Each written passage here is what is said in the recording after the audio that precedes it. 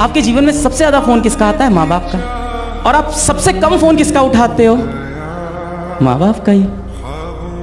Time रहते value समझ लीजिए। थोड़ी सी कड़वी बात है, एक दिन ये कॉल आना बंद हो जाएगा, एक दिन तो होगा ही ना। और जिस दिन ये कॉल आना बंद हो जाएगा, उस दिन जो गिल्ट होगा आपको मन में, जो पछतावा होगा उस दिन, आँख के आगे वो दिन आप सोच लो ना, भी आप जी नहीं पाओगे। पिताजी ने कहीं देख लिया मुझे किसी ढाबली के पीछे सिगरेट पीते हुए, तो शाम को उन्होंने मुझसे पूछा कि यार सिगरेट का सबसे अच्छा ब्रांड कौन सा?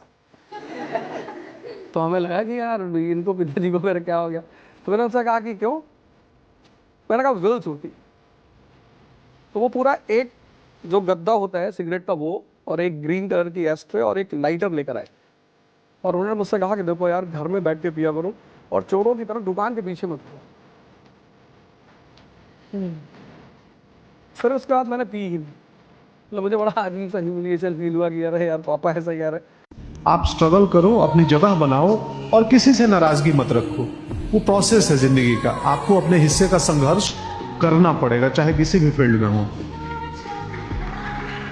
एक लड़का धूप में अपनी भेड़ बकरी को चरा रहा था। कंधे पे कंबल, सिर पे पगड़ी, हाथों में डंडा। पीछे से आवाज आती है, बिरदेव भाई तू ऑफिसर बन गया, तेरी यूपीएससी में ऑल इंडिया 551 रैंक आई है। ये सुनते बिरदेव सिद्धप्पा की आंखों में आंसू आ गए, जिन्होंने वो सपना सच करके दिखाया जहां से लोग अपनी जर्नी को समाप्त कर देते हैं। एक बार बिरदेव लोकल थाने में अपने मोबाइल चोरी की रिपोर्ट दर्ज कराने गए थे। किसी ने उनकी शिकायत को सीरियसली नहीं लिया। उसी दिन उन्होंने ठान लिया कि एक दिन मैं भी बड़ा पुलिस अफसर बनूंगा।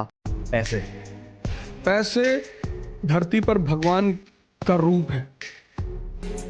ये देश है जो कहता है अब पैसे क्या है, हाथ का मैल है, दिखा निकाल के। और यही वो देश है जहां लोग पैसे के लिए कुछ भी कर सकते। इसलिए पैसे कमाने हैं, हर युवा को कमाने, हर व्यक्ति को कमाना है, और पैसे को गोल बनाना है। ज्यादा गोल ना बनाए, 2-4 लाख करोड़ का बना ले। इससे मेरा एक छोटा सा गोल है कि मुझे 1 लाख करोड़ रुपए कमाना है। इतना बड़ा यूनिवर्स है, वहां 1 लाख करोड़ रुपए क्या है? मनीष वर्षे हर आदमी इस देश में पैसा तलाश रहा है। जो नहीं तलाश रहा है वो स्वामी ध्यान में मस्त। सफलता एक ऐसी दुल्हन है कि अगर आपको मिल जाए तो आपकी गली का कुत्ता भी आपको अपना जीजा बना ले। बड़ी प्यारी चीज है सफलता। मतलब मैं सोचता हूँ मैं आज भी वैसा ही अवध हो जाऊं, मैं आज भी झूठ बोलता हूँ, मैं आज भी सोचता हूँ बेईमानी करूंगा, मैं कहता हूँ। मतलब मेरा एक गोल है लाइफ में, दुनिया का बेईमानों का भगवान बनना। मुझे ईमानदार बनना ही।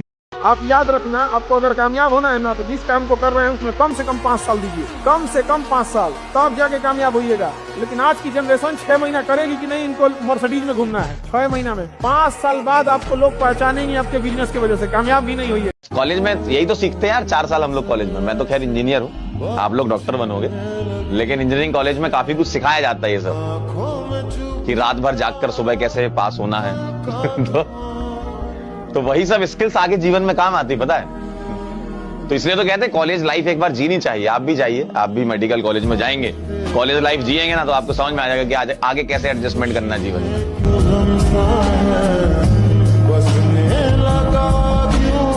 लड़कों की जिंदगी इतनी आसान नहीं होती। कुछ सालों के बाद you will be in the driving seat of your family. मतलब सारा का सारा रिस्पॉन्सिबिलिटी आपका होगा, आप भार उठाओगे आफ्टर अ फ्यू इयर्स।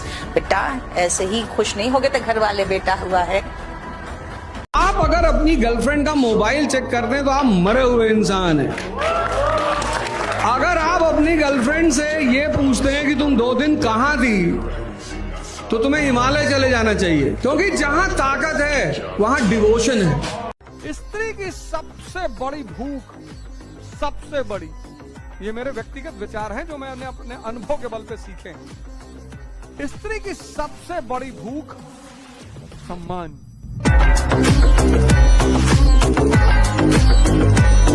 आपके स्कूल में भी ऐसा कोई लड़का जरूर होगा जो बहुत इजीली लड़कियों से बातें करता होगा। कहीं भी जाके कन्वर्सेशन शुरू कर दिया, हाय हेलो, 5 मिनट बाद कंधे पे हाथ रख के चल रहा है, थोड़ी देर बाद कैंटीन में उसको खाना खिला रहा है। स्त्री बन जाएगा लड़कियों का एकदम। और लड़के ना दूर से देख के एक ही चीज बोलते हैं ऐसे लड़के के लिए, वो खुद लड़की है भाई। मैं क्या सामने जो आया साड़ा जो भी होगा देख लेंगे। समाज का एक सबसे बड़ा गेम है कि व्यक्ति को उलझा दो। किसको? जिसका दिमाग बहुत अच्छा होता है। समाज कुछ नहीं करता आपके साथ, वो सिर्फ एक खेल खेलता है, वो आपको उलझाना चाहता है।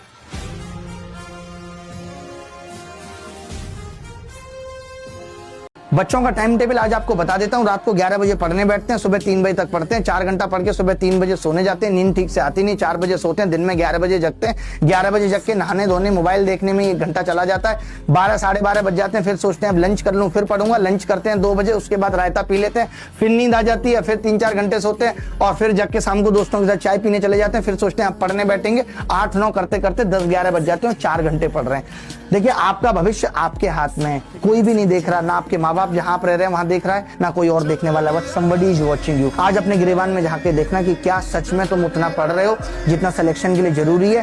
क्या तुम्हारे मॉक में 110 से ऊपर नंबर नहीं आ रहे? क्या तुम पेपर में 150 नंबर ला पाओगे? कोई चांस नहीं है, कोई सवाल नहीं उठता। तुम नहीं ला पाओगे, किसी भी हाल में नहीं ला पाओगे। तो ऐसे भ्रम में मत रहो, गलत उम्मीदों में मत रहो।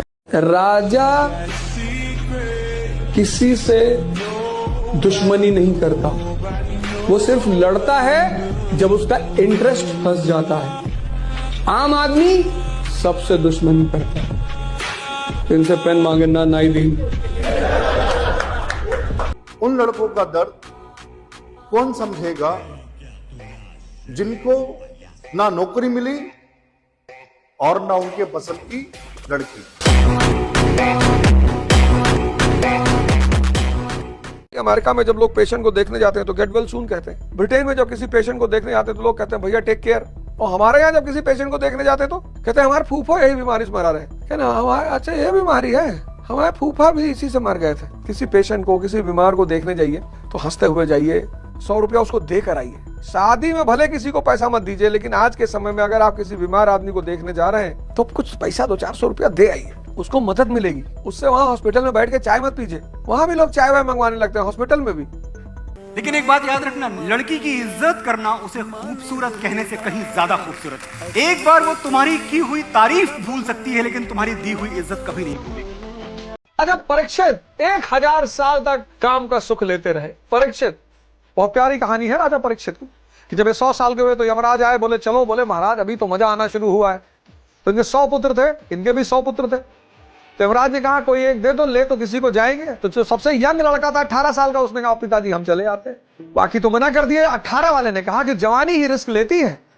उसने कहा जब मेरा बाप और मेरे बहुत सारे भाई 100 साल, 80 साल, 90 साल पे संतुष्ट नहीं हुए तो क्या गारंटी है मैं संतुष्ट हूंगा? यमराज उससे उसने कहा ले चलो। फिर यमराज आया 200 साल पर, महाराज आओ। ऐसे 10 बार यमराज आता रहा और इनके एक लड़के को लेके जाता रहा। जब ये परीक्षित 1000 साल के हुए और यमराज आया तब परीक्षित मुस्कुराए, बोले चलो यार। बोले क्या हुआ महाराज? अरे बोले एक बात तो स्पष्ट हो गई कि ये मन और इंद्रियां कभी नहीं भरेंगी।